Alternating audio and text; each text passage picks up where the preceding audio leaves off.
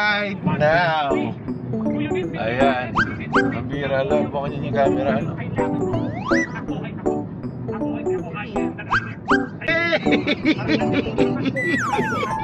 Mabering! Yes sir, mga kaibigan. Ayan, late na kaming konti. Di pa naman. Ayan. Ay, vlog ba to? Ito ba makinig kayo, vlog ba to? Let's go. Ayan o. Ang bihira o. Tsaka ang background doon ni Pastor Manny. Sorry ka eh. O. Gusto ko yung kaya man.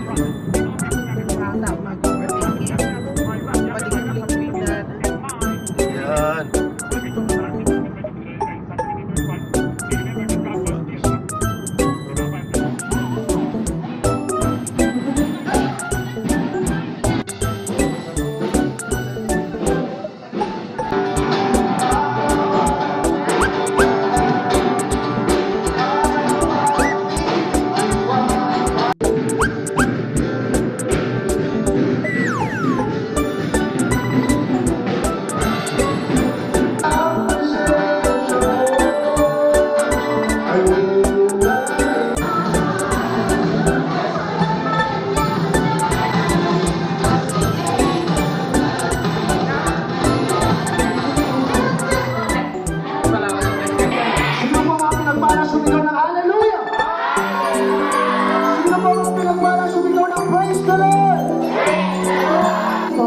Gaganapin po natin yung ating pastor appreciation. Ang ako sa pananay.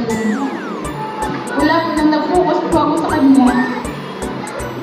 Marami po nangyari magagandang bagay sa buhay po natin.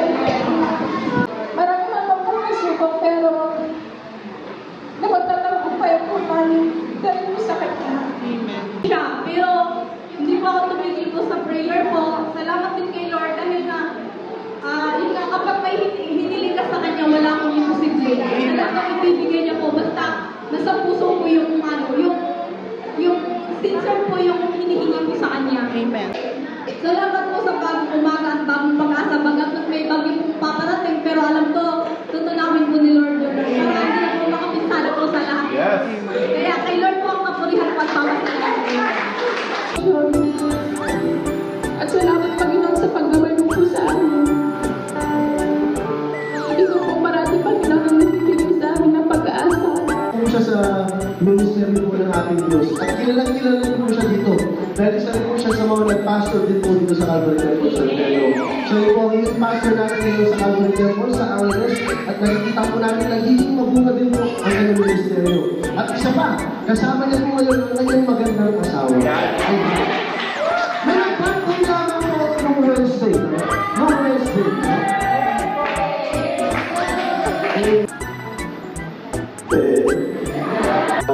Ay bakal. Biyaya! Ako ay nagkakakit sa kanyang biyaya! Ang lahat ng ito ay dahil kay! Dahil kay! Dahil kay! Bless you all po sa mga kapagsalita po sila. Shalom, shalom. Hallelujah. Maging best. Kaya! Ay mga beshi. Kabesi ko! Hello mga beshi ko. Salamat po sa inyong suporta.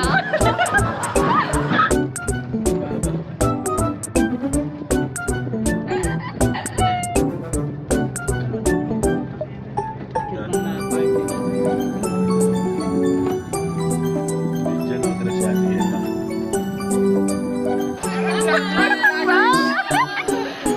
Para hindi lang daw kayo yung mayaman.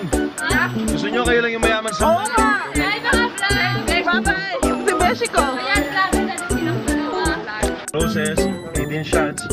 Diyan merong 18 bears, 18 sandals. Diyan kaya ang tagal. 18 bags. 18 bags. Thank you, Bench. Mabira.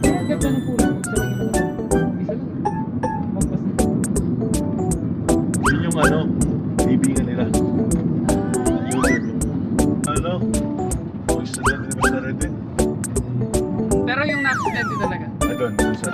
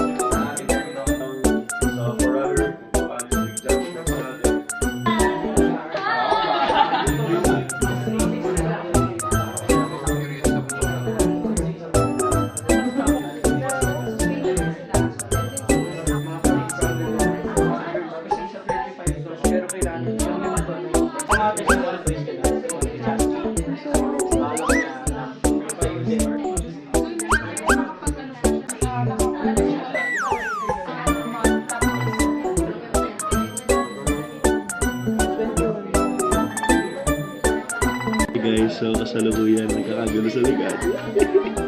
Kamusta naman kayo dyan? Kamusta ang bunga ninyo? Kamusta ang bunga ninyo? So, ang pinag-uusapan po ng mga youth leaders natin ngayon is kamusta yung bunga nila? May it be yung mga personal na ugali nila, pero most importantly, yung mga disciple na meron sila.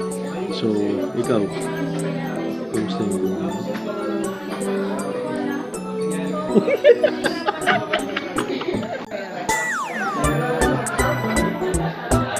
Hindi ako nakikita. Nag-a-adjust din siya. Parang ano sa tawag?